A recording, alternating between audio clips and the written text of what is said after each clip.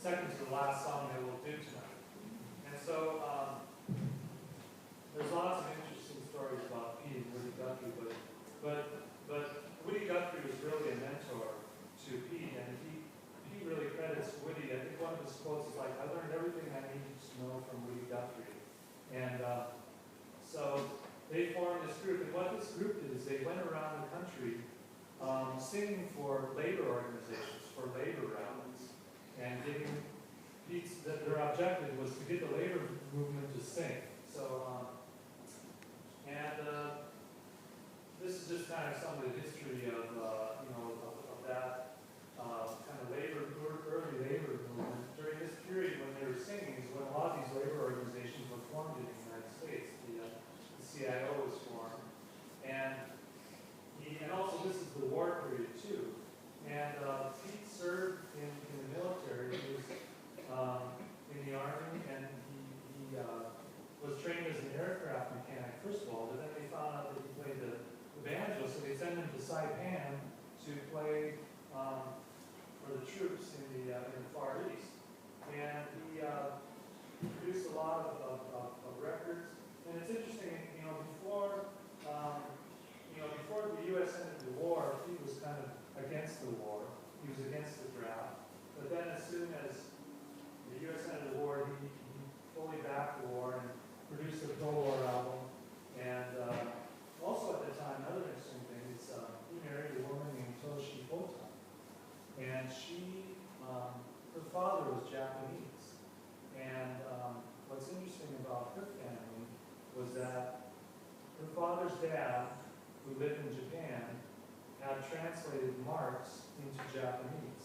And because of that, and other things, the Japanese government exiled him. They were exiled him. They were going to kick him out of the country. But they gave him a choice. He said, either you leave the country or send your son. So he sent his son, and that was Toshi's father. So anyway, she comes from also a family that was persecuted because of their political beliefs. So then he was discharged from the Army, and he published some more. He had another album about union work. And so we're gonna let me show a few pictures. This is Pete entertaining the troops with his banjo, and there's Pete there. And this is Eleanor Roosevelt. That's the president's wife. And so he played for some pretty high-level people. So next we want to do this song, We Shall Not Be Moved. And I should explain, we're going to do 9 songs tonight, but of those, only 3 songs were ones that Pete wrote, actually. But Pete was really a collector and disseminator of folk music. So he didn't just play his own music, he played a lot of people's music and tried to spread folk music throughout the country. So this is an old spiritual that was kind of modified to be a later song. Okay, so do you want to go through it once just to give people a feeling for how it goes? Sure. And we'll join in. So you want to do one verse? Yeah. 1, 2. We shall not be moved. We shall not be moved, just like a tree that's standing by the water. We shall not be moved. Come on, join in. We shall not be moved. We shall not be moved, just like a tree that's standing by the water. We shall not be moved. The union is behind us. The union is behind us. We shall not be moved. The union is behind us. We shall not be moved, just like a tree that's standing by the water. We shall not be moved. We shall not be moved. We shall not be moved, just like a tree that's standing by the water. We shall not be moved. We will stand and fight together. We shall not be moved. We will stand and fight together. We shall not be moved, just like a tree that's standing by the water. We shall not be moved. Chorus. We shall not be moved. We shall not be moved, just like a tree that's standing by the water. We shall not be moved. Men and women together. We're women and men together. We shall not be moved. Women and men together. We shall not be moved, just like a tree that's standing by the water. We shall not be moved. Back to the chorus. We shall not be moved. We shall not be moved, just like a tree that's standing by the water. We shall not be moved. One more time. We shall not be moved. We shall not be moved, just like a tree that's standing by the water. We shall not be moved. All right.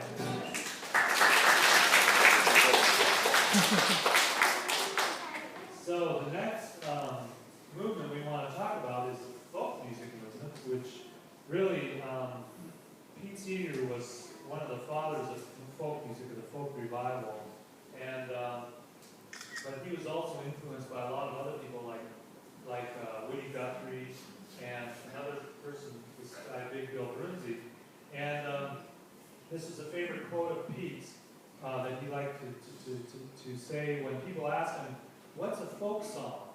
And he would say, well, no, he'd say, "Is this a folk song?" "Well, it must be a folk song. I never heard a horse sing." You know, so that was kind of a joke. But anyway, another nice quote of his is, "Folk music is more than just music. It is the living, vibrant history of a people who turn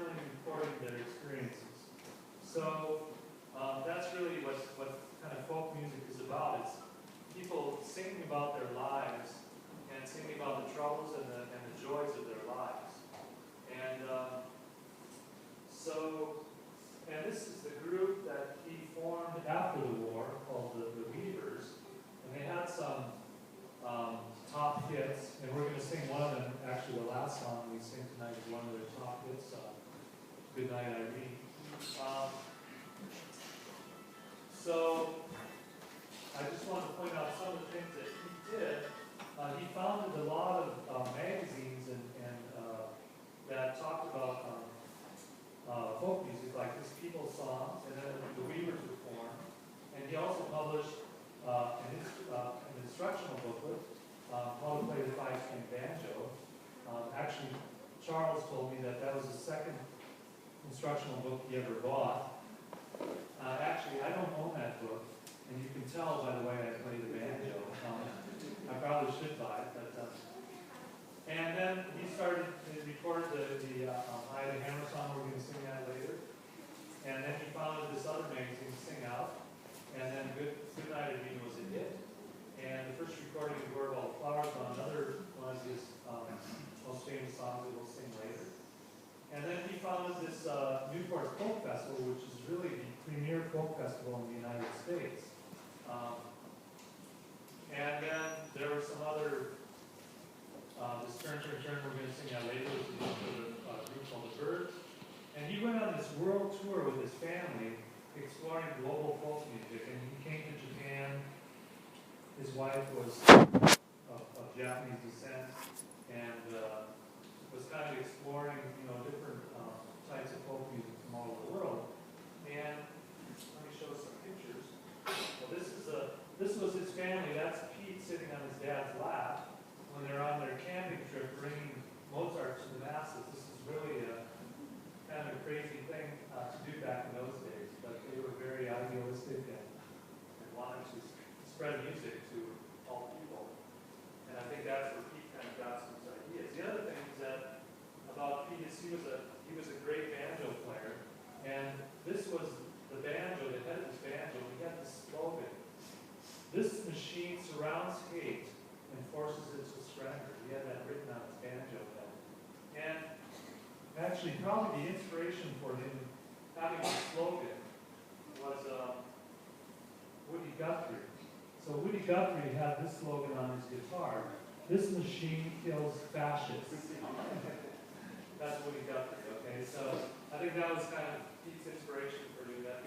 But the other interesting thing about, I'm sorry, this is kind of banjo trivia, but he invented this long neck banjo, which you can see is longer than a normal. This is kind of a normal banjo. Here's a long neck banjo. But anyway, that's kind of too much trivia for banjo nerds.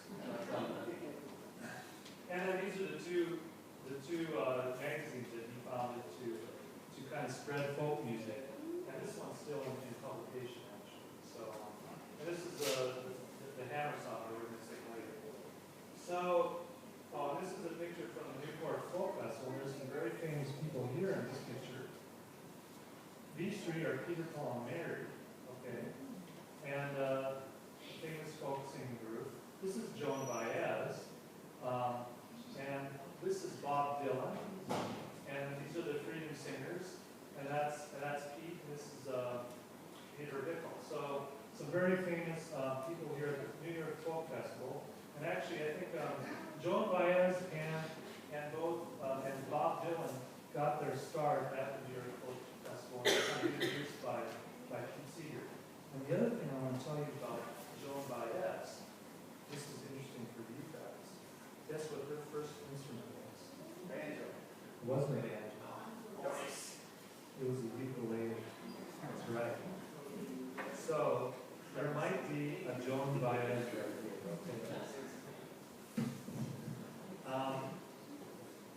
And actually, she went to a Pete Seeger concert when she was 13.